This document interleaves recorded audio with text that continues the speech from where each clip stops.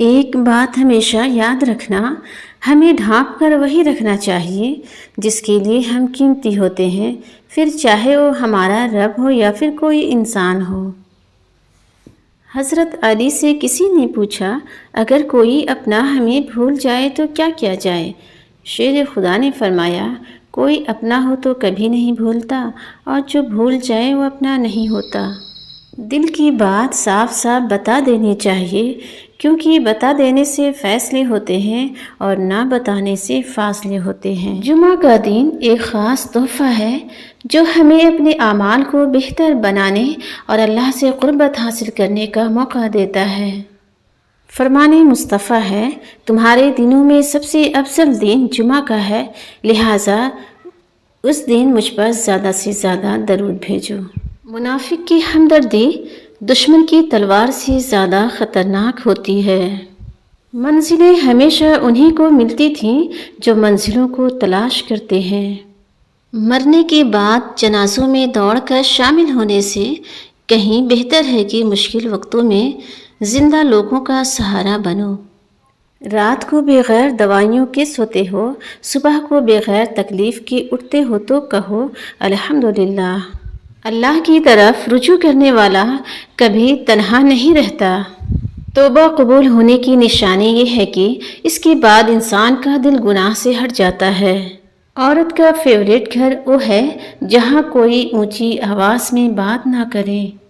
جیت کی عادت اچھی ہوتی ہے، لیکن کچھ رشتوں میں ہار جانا ہی بہتر ہوتا ہے۔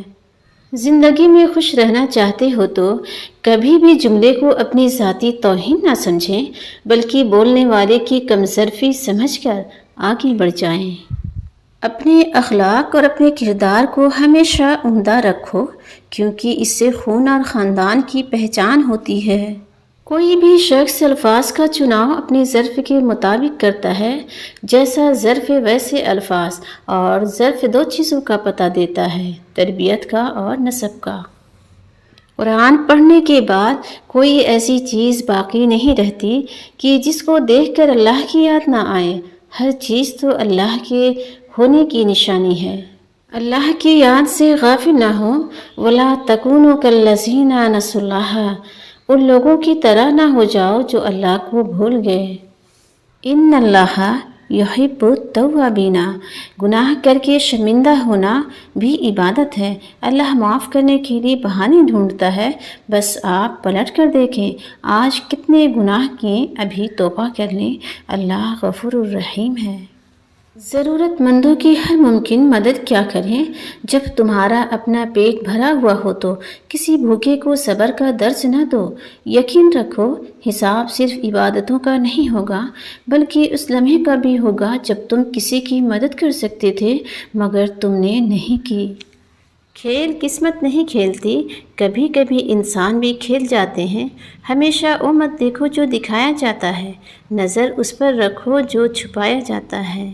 پسند اس کو نہ کرو جو دنیا میں سب سے زیادہ حسین ہو، بلکہ پسند اس کو کرو جو تمہاری عزت کرتا ہو۔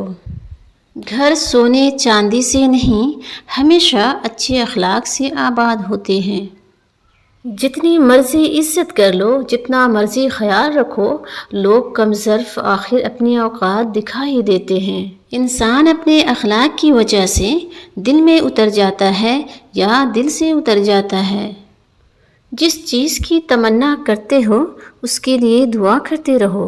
ممکن اور ناممکن صرف انسان کے دماغ کا تصور ہے، اور اللہ کے لیے کچھ بھی نہ۔ بے فکر ہو جاؤ جب آپ مخلص ہوں، جب آپ کی نیت ٹھیک ہو تو آپ لوگوں کو نہیں کھوتے بلکہ لوگ آپ کو کھو دیتے ہیں۔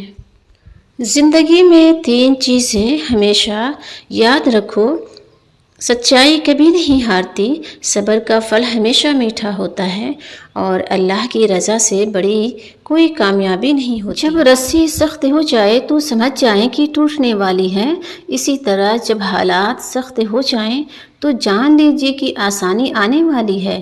بے شک ہر مشکل کے بعد آسانی ہے۔ صبر ایک ایسی سواری ہے جو اپنے سوار کو گرنے نہیں دیتی، نہ کسی کے قدموں میں نہ کسی کی نظروں میں۔ اپنے دین کی ابتدا 3 چیزوں سے کیجیے، کوشش، سچ، یقین۔ کوشش بہتر دن کے لیے، سچائی اپنے کام کے ساتھ، یقین اللہ کی ذات پر۔ ہر حال میں شکر کرو، جو تمہارے پاس ہے وہ بہتری کے لیے دعا کی چیز ہے، شکر میں برکت ہے۔ نعمت شکر چاہتی ہے اور مصیبت صبر چاہتی ہے، جبکہ گناہ استغفار کا محتاج ہوتا ہے۔ جس نے صبر، شکر اور استغفار کو اپنا لیا، اس نے کامیابی حاصل کر لی۔ دکھ اٹھائے بغیر کوئی بھی انسان سکھ کی قدر نہیں کر سکتا۔ محبت وہ احساس ہے جو لفظوں کی محتاج نہیں ہوتی، بلکہ چھوٹی چھوٹی فکروں اور دعاؤں میں نظر آتی ہے۔ آسمانوں میں مقبولیت اور قبولیت کے ضابطے الگ ہوتے ہیں۔ اکثر زمین والوں کے ستائے ہوئے آسمان والے کے لاڈلے ہوتے ہیں۔ ایسے بنو، لوگ آپ کے آنے کا انتظار کریں، جانے کا نہیں۔ جس زبان سے جھوٹ نکلنا بند ہو جائے، اس زبان کی ہر کہی گئی دعا قبول ہوتی ہے۔